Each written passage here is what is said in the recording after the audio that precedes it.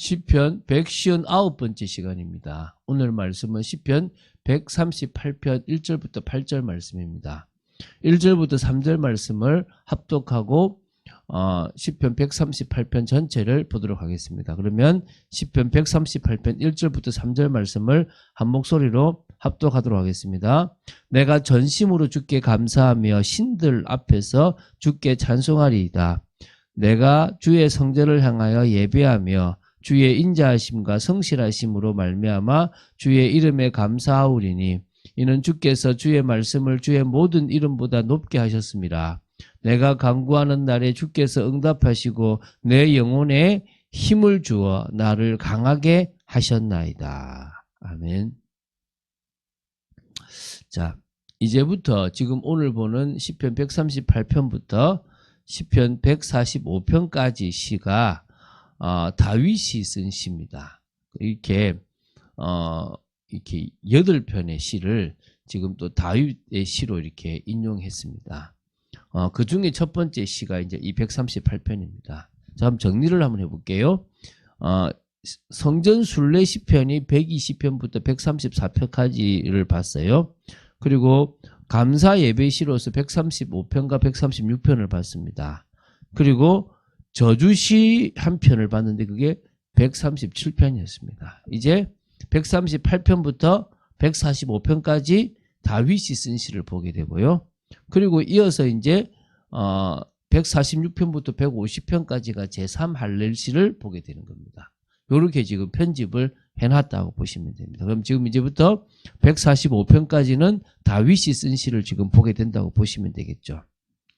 자, 이제 오늘 보게 될 시와 다음 주 월요일 보게 될 시편 139편까지는 찬양시입니다. 이 두 편의 찬양시 중에서 오늘 138편은 간구에 응답하시고 영혼에 힘을 주시는 여호와를 열정적으로 찬양하는 그런 시라고 보시면 됩니다.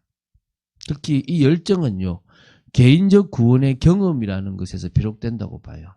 그러니까 여러분 개인적으로 하나님의 구원의 은혜를 체험하고 하나님을 만난 그 사람은요, 예배 시간이 뜨겁게 감동적으로 하나님 앞에 나올 수 있어요.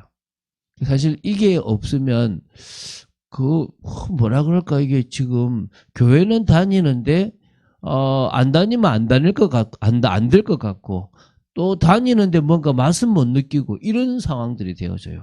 근데 다윗은 이 개인적 구원의 그 은혜를 경험했으니까 거기서부터 뭐입니까? 힘을 탁 느끼는 거예요.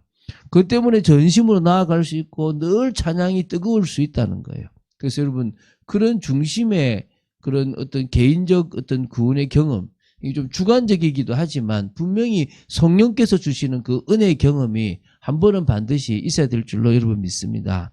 자, 이 본시는 아까 다윗이 했던 시라고 얘기했죠. 저작 시기는 뭐 정확하게 알 수 없다라고 얘기합니다. 하나님께서 언약을 지켜주신 데 대한 다른 감사와 감격을 노래하는 부분이 2절에 나오거든요. 그리고 세상의 모든 왕들이 주께 감사할 것을 예언하는 부분, 이게 이제 4절 5절입니다. 그래서 다윗이 주변 국가 정복을 마무리하고 난 인생의 말기에 쓰여지지 않았겠나라고 추정하기도 하긴 합니다. 그러나 정확하게 사실은 모르고요. 중요한 것은 이 시가 예언적인 성격이 좀 있다는 부분도 나중에 보게 될 것입니다. 자, 그러면 시편 138편의 내용을 좀 구체적으로 살펴보도록 하겠습니다. 총 3부분으로 구분을 할 수가 있습니다. 첫 번째가 이제 전반부에 해당하는 1절부터 3절입니다. 자신의 간구에 응답하시고 또 자신의 영혼에 힘을 주신 여호와를 열정적으로 찬양하는 그런 부분이 1절부터 3절입니다. 다시 한번 읽어볼게요. 내가 전심으로 주께 감사하며 신들 앞에서 주께 찬송하리이다. 내가 주의 성전을 향하여 예배하며 주의 인자하심과 성실하심으로 말미암아 주의 이름에 감사하오리니 이는 주께서 주의 말씀을 주의 모든 이름보다 높게 하셨습니다. 내가 간구하는 날에 주께서 응답하시고 내 영혼에 힘을 주어 나를 강하게 하셨나이다. 여러분은 무엇 때문에 찬양합니까? 하나님이 집 문제를 해결하셨습니다. 하나님이 사업을 해결하셨습니다. 하나님이 자녀를 또 정말 복되게 하셨습니다. 이런 것 때문에 찬양합니까? 수준 낮은 겁니다. 우리는 그러지 말고 뭐 하란 말입니까? 정말 주님께서 주시는 그 은혜에 대한 감사와 찬양이 있을 줄로 믿습니다. 다윗은 하나님만이 참 신임을 분명히 알았어요. 세상의 여러 신들은 다 가짜라는 것을 알고 있었기 때문에 하나님을 향하여 전심을 가지고 나아갔다는 거예요. 그래서 하나님을 만날 수 있는 주의 성전, 또 그때는 사실 성전이 지어지지 않았으니까 사실 성막이라고 할 수 있겠죠. 그것을 사모하고 그 성전을 향하여 예배했다는 거예요. 그 주의 그 예배를 드릴 때 그분이 주시는 그 인자하심과 그분의 그 성실하심을 알기 때문에 주의 이름을 높이고 감사하는 거예요. 그 이유가 뭡니까? 주께서 주의 말씀을 주의 모든 이름보다 높게 하셨다는 거예요. 그리고 믿으십니까? 모든 이름보다 주의 말씀을 가장 높게 하셨는데 그 말씀을 예배 시간에 주시고 은혜로 주시는 거예요. 내가 간구하는 날에 주께서 응답하시고 내 영혼에 힘을 주어 나를 강하게 하셨다. 정말 나를 강하고 담대하게 하시는 분은 오직 하나님이라는 거예요. 오늘 여러분 그 하나님을 찬양하고 높이는 여러분 되시기 바랍니다.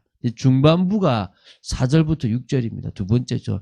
개인의 열정적 찬양이 확대되는 그런 부분으로 보시면 됩니다.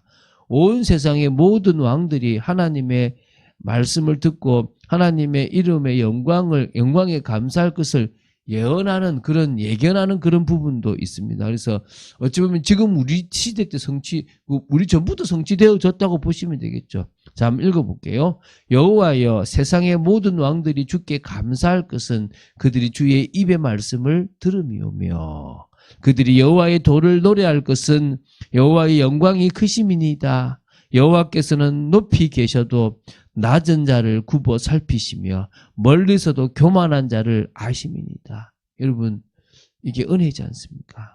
자, 4절은 이렇습니다. 온 세상의 주관자가 여호와 하나님이시기 때문에 사실 세상의 모든 왕들 역시 주께 감사할 것이 당연합니다. 왜냐하면 그들 역시 주의 입의 말씀을 듣게 될 거라는 겁니다. 이게 바로 예언적인 성격의 시라는 거예요. 이스라엘 민족뿐만 아니라 세상의 모든 나라들이 다 하나님의 구원하시는 그 말씀을 듣고 그로 말미암아 하나님을 찬양하게 될 것이라는 그런 예언적 신앙이라는 거예요.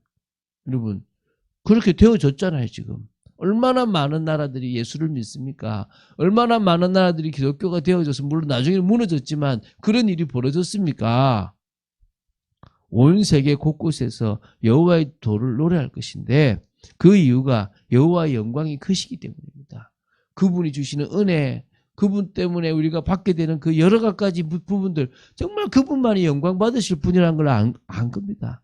높이 계시는데요. 높이 계시는데 정말 낮고 낮은 그 한 사람 한 사람을 굽어 살피시고 은혜를 주시는 거고요. 저 멀리 계시지만은 누가 교만한지 누가 겸손한지를 아시는 거예요. 여러분 그분이 바로 하나님이십니다. 우리는 그분 앞에 섭니다. 제가 이제 이게 시편이 끝나면 어디로 갈까 고민인데 아마 저쪽에 신약으로 한번 가겠죠. 그럼 또 이제 구약으로도 오겠는데요. 뭐 선지서에 대한 생각을 해봤어요. 선지서는 정말 복잡하지만 어떻게 봐야 될까? 그리고 이 말씀이 어떻게 성취됐는가를 최대한 볼 수 있으면 좋지 않겠는가? 이 말씀이 이렇게 성취되고 이렇게 예언이 이렇게 완성된 부분을 본다면 성취됐구나. 이거는 성취될 거구나. 그럼 성취될 걸 붙잡으면 되겠구나. 영광 받으시기 합당하시잖아요. 자, 이제 마지막 부분입니다. 후반부입니다. 7절, 8절입니다. 자, 하나님께서 시인과 관련된 모든 것을 완전케 하시기까지 계속적으로 구원의 은혜를 베푸실 것에 대한 확신을 피력하고 아울러 그렇게 되기를 기도하는 부분이 좀 나와요. 자, 7절, 8절 읽겠습니다.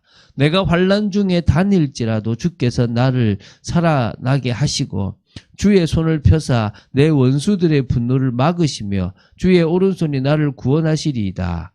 여호와께서 나를 위하여 보상해 주시리이다. 여호와여 주의 인자하심이 영원하오니 주의 손으로 지으신 것을 버리지 마옵소서. 여러분 다윗의 삶을 되돌아보십시오. 이 7절은요. 앞으로 일어날 거지만 과거에도 있었다니까요. 환난 중에 있었던 그를 살아나게 하셨고 또 그 어려운 가운데 당신의 손을 펴서 원수들의 모든 곳에서 막아주시고 주의 오른손으로 구원해 주셨어요. 그렇지만 앞으로의 삶에서도 환난 중에 다닐지라도 주께서 나를 살아나게 하실 것이고 주의 손을 펴사 원수들의 분노를 막아주실 것이고 주의 오른손으로 나를 구원해 주실 것이다 라는 거예요. 여호와께서 나를 위하여 내가 믿음으로 나아갔던 또 정말 고생했던 손해봤던 모든 것들을 보상해 주실 것이다. 저는 이것 때문에 양보하고 이것 때문에 축복 기도해요. 저도 하기 싫을 때 있어요. 갑자기 탁 이렇게 뭔가 제 의도와 상관없이 뭔가를 해놔면요. 막 되게 화가 나요. 막 뭐지? 이런 수준밖에 안 되나 싶은 생각이 들어요. 저도 인간인지라 그럴 수 있잖아요.